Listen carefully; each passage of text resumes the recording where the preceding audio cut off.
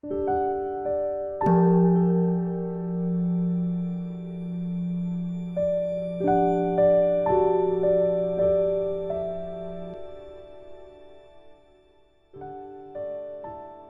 家好，又到了我们一起学习广论的时间了。这一周大家过得还好吗？很开心，在这个美丽的星球上，我们又开始一起学习广论，要很珍惜这样的缘分。今天呢，我们会继续学，请大家翻到广论的340页，然后倒数第4行，要请大家开始看原文。故原如所有性之定慧，是就内心正与未正二无我境随一而定，非就其心住与不住明了安乐无分别相而为判别。以心未去向无我真实者，亦有无量明乐无分别三摩地故。那么我们解释一下呢，说因此缘着如所有性的定与智慧，如所有性记不记得是什么了就是空性。那么缘着如所有性，也就是空性的定与智慧呢，要从内心确认。怎么确认呢？就是内心是否证得了两种无我的这个境的任何一者的角度来辨识。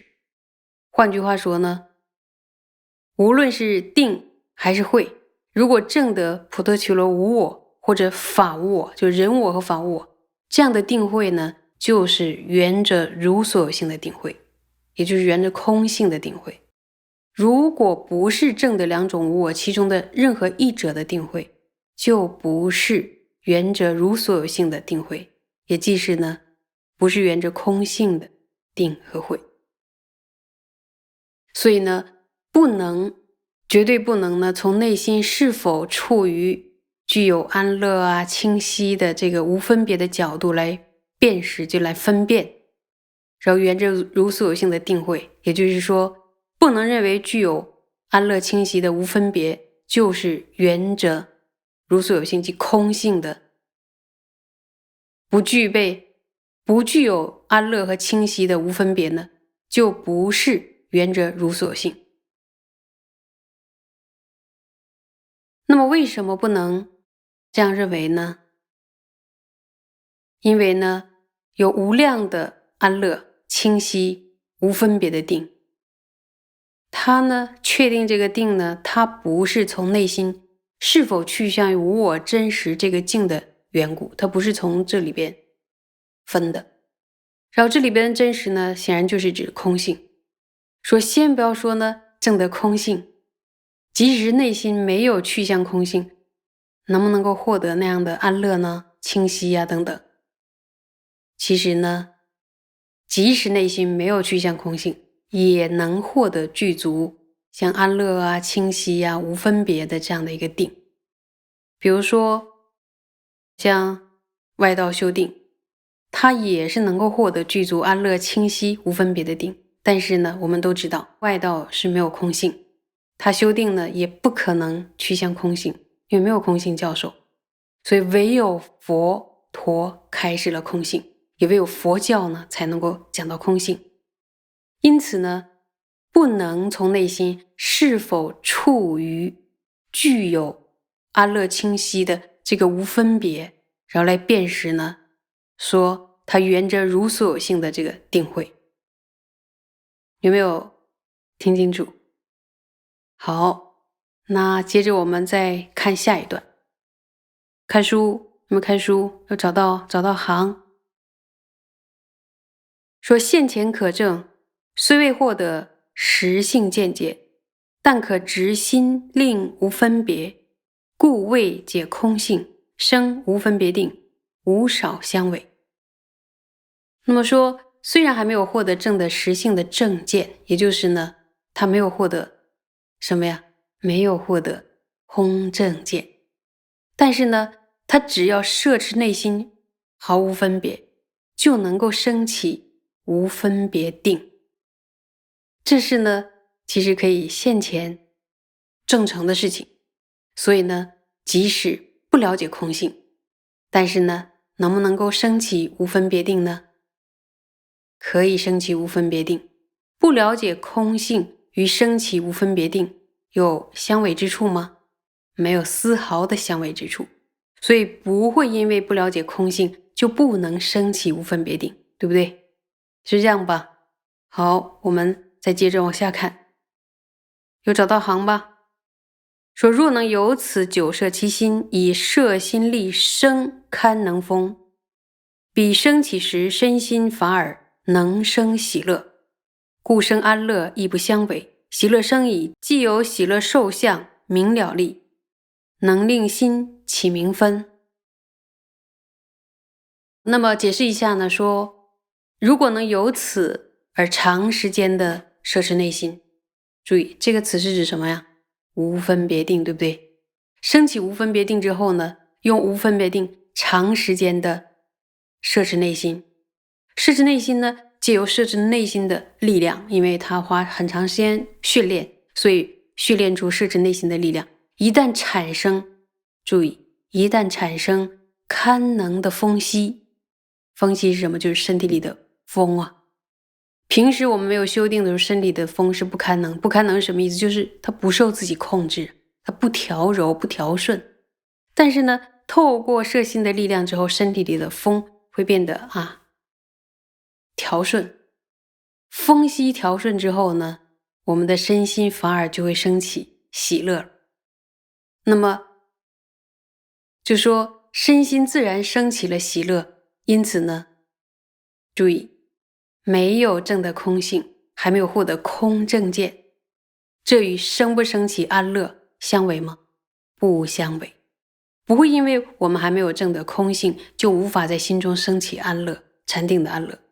所以当心中升起喜乐的时候，由于喜乐的这个感受形象清晰的这个力量，这个喜乐的感受它的形象清晰，对吧？清晰。由于这个喜乐的感受形象清晰的力量，注意就能升起内心的明分。接着呢，我们再看原文，有找到行看书。故说一切明了安乐无分别定，结证真性全无确证。故证空性妙三摩地虽有明乐无所分别，诸位去向空性之定，亦有极多明了安乐及无分别，故应善辨二定差别。那么我来了解一下这一段在讲什么呢？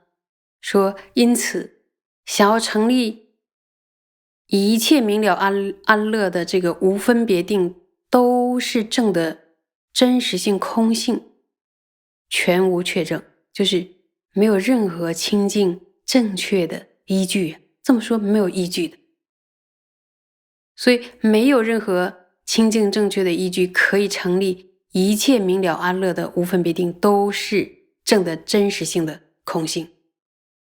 因此呢，就是证得空性的三摩地呢，也会有明晰安乐无分别，然后也有呢非常多内心还没有去向空性的定，但是呢它会升起明了安乐无分别。所以呢必须去区别这两者的差别。